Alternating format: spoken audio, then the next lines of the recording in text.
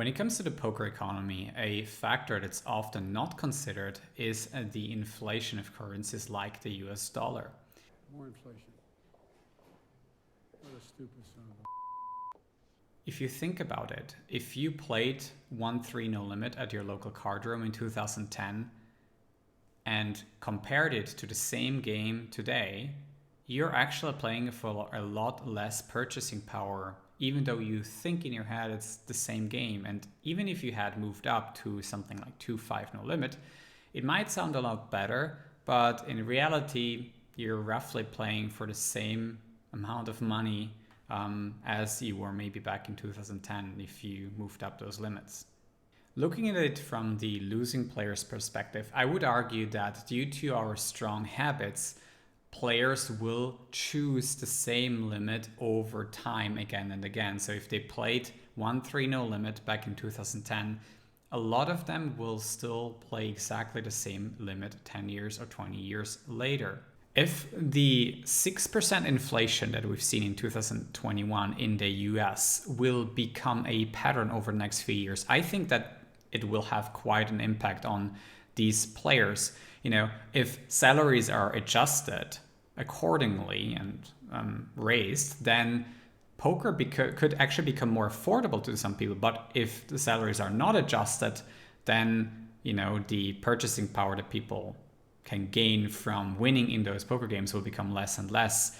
And also, if you think about it from a business perspective, I think rate increases are going to happen because of higher numbers of inflation. On the other hand, there are also some players who want to make a living from playing poker, and previously 2-5 no limit was a good limit, I would say, to earn $40 an hour, sometimes even more if you're playing deep stack. And that hourly might not be so good in the future anymore if inflation rises, because the stakes are still going to be the same. And maybe there are not bigger games available. Maybe there isn't 5-10 or 10-20 around where you can move up and actually increase your hourly that way.